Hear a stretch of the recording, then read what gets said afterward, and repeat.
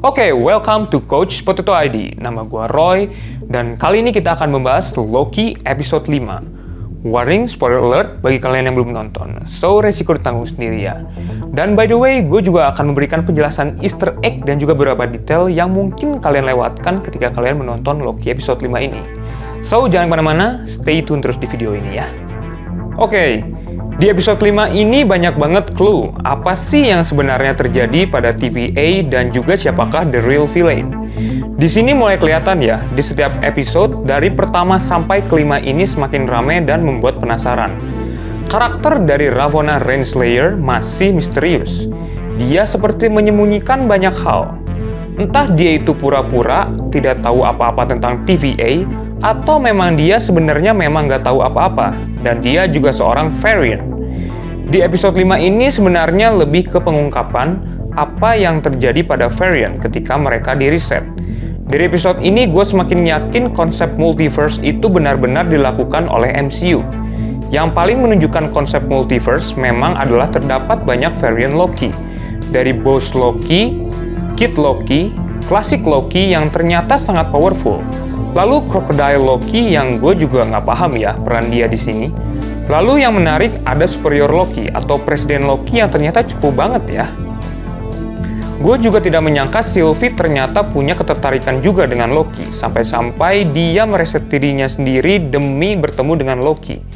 Di sini juga kita bertemu lagi dengan Mobius, yang sekarang menjadi berteman dengan Loki dan Sylvie. Menurut gue sih dari awal Mobius memang ingin bekerja sama dengan Loki karena dia penasaran dengan kebenaran dari TVA ini. Action, hubungan setiap karakter, dan juga visual dari episode ini nggak perlu ditanya lagi lah.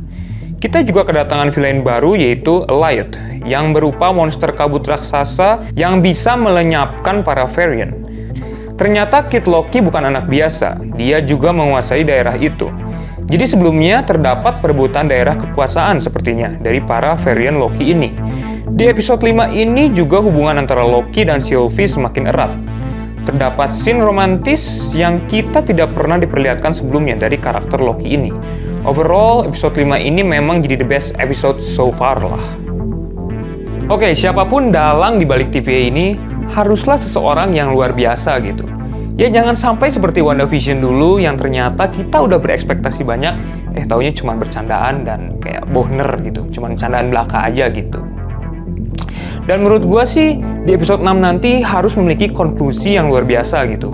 Dan juga harus menjelaskan apa sih yang sebenarnya akan terjadi di film-film MCU Phase 4 selanjutnya. Oke, next, gua akan memberikan penjelasan easter egg dan juga beberapa detail yang mungkin kalian lewatkan di episode 5 ini.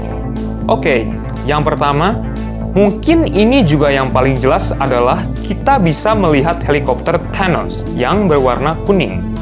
Kalau di komik itu merupakan kendaraan paling aneh yang digunakan Thanos. The infamous helicopter appeared back in 1979 in Spidey Super Stories 39. Sebetulnya komik itu ditujukan untuk para pembaca anak-anak. Jadi mungkin ceritanya di komik itu family friendly dan lucu aja gitu. Yang kedua adalah Frog Thor, yang bisa kita lihat di dalam toples dan dia mencoba untuk keluar. Bisa aja sih dia mencoba untuk meraih Mjolnir-nya. Di situ juga ada tulisan T-365, di mana Frog Thor pertama kali debut di komik. Nah, kalau kalian notice gedung Avengers yang hancur itu tulisannya bukan Avengers, tapi Kang. Mungkin ini referensi dari Kang the Conqueror, yang akan debut di film Ant-Man Quantumania nanti. Mengingat film ini juga bakalan menjadi pembuka untuk film-film MCU Phase 4 selanjutnya. Lalu, Alioth, si monster kabut itu sesuai dengan referensi di komik. Dia sebenarnya bukan live thing yang bisa dimusnahkan, seperti yang Loki bilang, kalau dia itu sesuatu yang hidup, maka dia juga bisa mati. Jadi salah satu cara untuk mengalahkannya adalah dengan kekuatan Sylvie yang bisa masuk ke pikirannya untuk mengetahui siapa sebenarnya dalang di balik TVA itu. Di salah satu scene, kita bisa lihat pesawat S.H.I.E.L.D. yang hancur. Masih menjadi misteri juga bagaimana semua ruin yang ada di realitas ini bisa muncul begitu saja. Apakah mereka sengaja di-reset supaya berjalan seperti yang seharusnya di The Sacred Timeline? Atau memang di realitas yang berbeda dari The Sacred Timeline itu keberadaan mereka mengacaukan timeline. Lalu juga ada pesawat ruang angkasa milik Ronan. Mungkin di realitas lain, pesawat dan seluruh isi orang-orangnya diriset oleh TVA.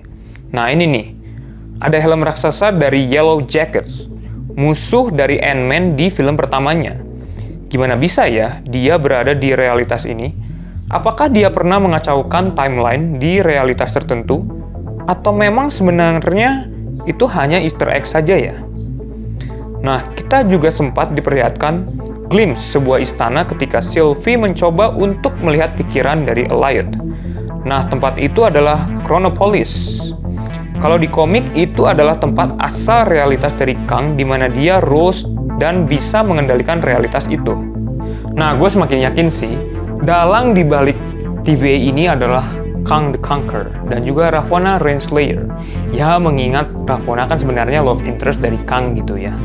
Dan gue bisa lihat kalau karakter Ravonna ini memiliki kayak semacam kepura-puraan gitu. Ketika ditanya sama Sylvie, dia kayak berpura-pura seakan-akan dia pengen cari tahu bagaimana sih asal mula dari TVA ini, padahal kan dia sebenarnya cuma kebohong aja gitu, ngebluff.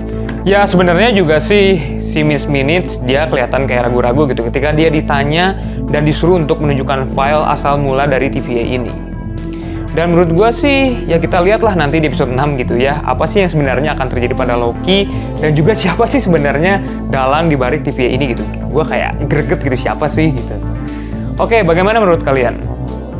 Siapakah sebenarnya dalang di balik TVA ini? Kalau kalian punya teori, share opini kalian di kolom komentar ya. Dan jangan lupa untuk like, share, dan juga subscribe. Dan juga jangan lupa untuk follow Instagram kita, coach.potato.id. And see you soon in the next episode. Bye-bye.